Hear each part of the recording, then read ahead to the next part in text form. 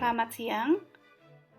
Kita akan melanjutkan praktikum dari THP 615 yang berjudul ekstraksi DNA dengan menggunakan metode KIT atau metode yang kita gunakan secara spesifik adalah metode dengan menggunakan spin column di sini. Nah, sebelum kita memulai praktikumnya, kita akan melihat bahan dan alat yang akan kita gunakan. Nah, untuk bahan utama adalah kita menggunakan daging ikan di sini sebagai bahan yang akan kita isolasi DNA-nya. Dan selanjutnya adalah kit Gen 8 yang akan membantu kita memperoleh material genetik yang kita inginkan, yaitu genomic DNA. Nah, di sini bahan-bahan yang utama seperti yang sudah kita sebutkan tadi di depan, yaitu spin column. Nah, kemudian di sini ada mikrotip yang akan kita gunakan.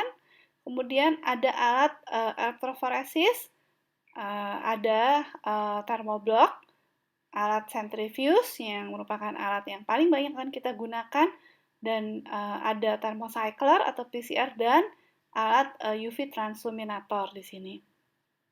Nah, oke.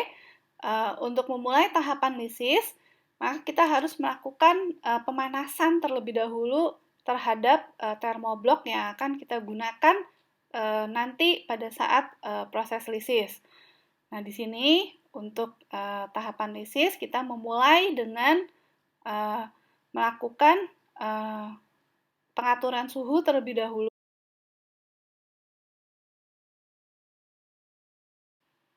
Yang pertama dari proses isolasi DNA dengan menggunakan KIT adalah tahapan lisis.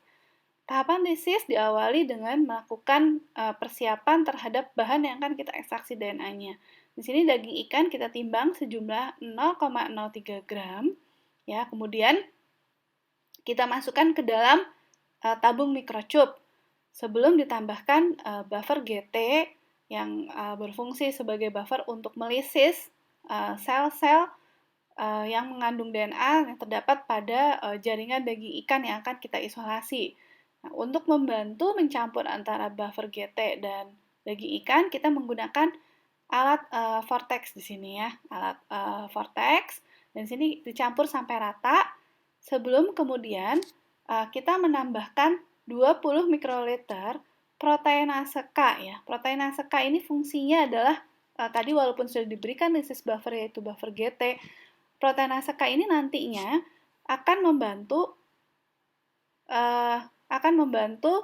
dari pemecahan protein ya, karena dia kan protease ya. Enzim protease dia memecahkan protein histon yang menyelingkupi DNA sehingga nanti DNA kita akan bisa keluar dari selnya ya. Oke. Nah, selanjutnya di sini setelah diberikan 20 mikroliter proteinase K, maka kita bisa memasukkan microchip tadi ke dalam thermoblock yang sudah panas, yang suhunya sudah sesuai. Nah, proses ini disebut sebagai proses boiling ya. Proses boiling ini nanti dengan panas, maka akan mengaktifkan deterjen dan mengeluarkan DNA-nya. Nah, selanjutnya kita masuk ke tahap yang kedua, yaitu tahap DNA binding. Nah, pada tahapan DNA binding ini kita akan menggunakan larutan absolut etanol ya. Jadi etanol yang digunakan etanol PA absolut sejumlah 200 mikroliter yang kemudian setelah ditambahkan nanti kita harus melakukan vortex atau shake ya, atau kita sebaiknya sih bisa menggunakan vortex atau kita cukup membolak-balik tabung microchipnya ya dengan menggunakan etanol ini ya. Nah, selanjutnya apabila terbentuk larutan presipitasi di bawah dengan penambahan etanol ini, maka kita segera mencampurnya dengan pipet atau Anda juga bisa menggunakan vortex. Nah, selanjutnya tahapan terpenting yaitu kita membuka spin column kita. Nah, kemudian lysate kita tadi yang sudah ditambah etanol tadi dimasukkan ke dalam spin column. Spin column tadi dibuka tutupnya, kemudian dimasukkan lysate DNA kita ya, yang tadi sudah melewati proses lisis. Nah, kemudian setelah itu, setelah dimasukkan ke dalam tabung kolom tadi atau kolom GS tadi, maka akan dilakukan tahapan selanjutnya centrifuge selama 2 menit dengan kecepatan 14 sampai 16.000 gravitasi ya. Di sini kita nyalakan dulu alat centrifuge-nya. Kemudian setelah alatnya menyala, maka kita bisa mengatur kecepatannya sampai antara 14 sampai 16.000 gravitasi. Nah, kemudian kita masukkan nanti ke dalam centrifuge-nya spin column tadi yang sudah berisi lysate DNA. Nah, nantinya setelah proses centrifuge ini selesai, maka DNA kita tadi akan terperangkap di dalam silika column ya, kolom silika yang ada di dalam GS column ini dari kitnya. Untuk proses centrifuge di sini Anda harus sangat berhati-hati ya. Jadi harus dipastikan bahwa berat antara tabung yang dimasukkan itu harus seimbang. Nah, untuk balancing dari proses sentrifugasi ini, maka Anda harus menaruhnya itu berhadap-hadapan atau sehingga nanti dia akan balance ya, karena kalau tidak balance maka dikhawatirkan akan terjadi kerusakan pada alat sentrifuge yang karena dia diputar dengan kecepatan yang sangat tinggi di sini. Nah, selanjutnya setelah proses centrifuge ini nanti selesai, maka tahapan selanjutnya adalah kita membuang larutan yang atau supernatant yang ada di dalam collection tube ya. Nah, setelah kita membuang supernatant yang ada di dalam collection tube, kita mengganti collection tube yang tadi dengan yang baru di sini. Kan kita akan masuk kepada proses yang selanjutnya, yaitu tahapan ketiga, tahapan pencucian. Jadi sebelumnya kita pindahkan dulu ke dalam microchip yang baru. Pada tahapan ketiga yaitu tahapan pencucian, nah yang pertama adalah Anda akan menambahkan buffer W1 di sini. Nah, buffer W1 ini merupakan salah satu dari 2 buffer yang digunakan pada proses pencucian DNA. Nah, buffer W1 ini kita tambahkan ke dalam kolom yang tadi sudah mengikat DNA kita untuk mencuci ya. Mencuci garam-garam atau inhibitor-inhibitor lain yang mungkin terbawa masih di dalam kolomnya. Nah, dengan buffer W1 ini kita menambahkan sejumlah 400 mikroliter dengan kecepatan sentrifugasi 14 sampai 16.000 gravitasi selama 30 detik.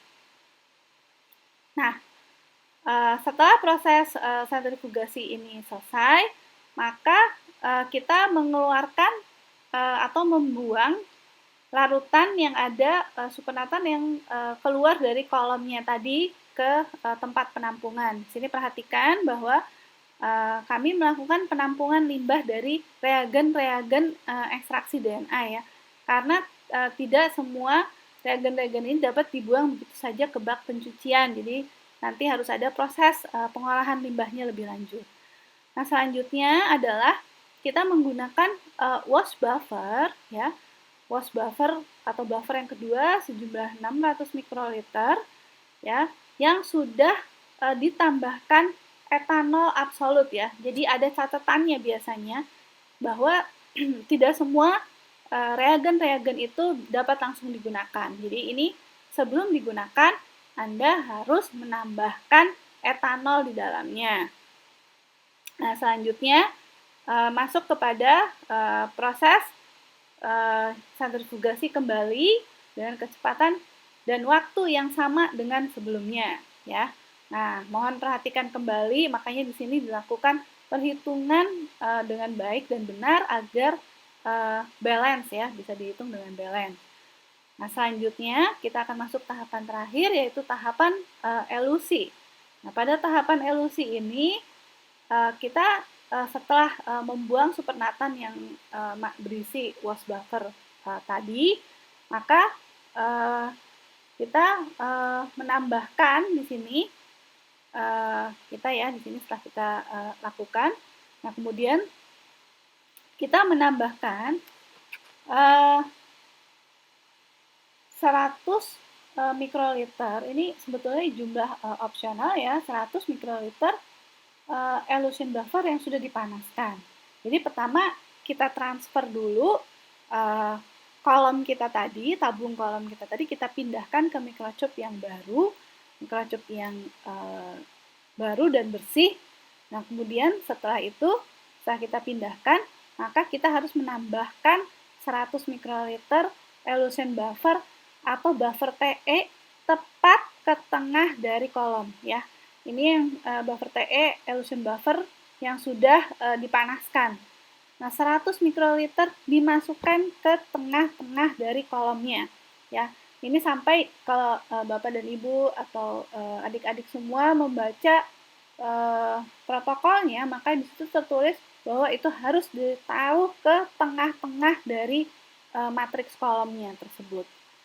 Ya, kemudian kita biarkan terlebih dahulu, kita taruh di suhu ruang selama kurang lebih 5 menit dengan tujuan agar memastikan elution buffer ini dapat terserap 100 completely ya, betul-betul terserap ke dalam kolomnya, ke dalam silika kolom yang ada di dalam GS kolom ini.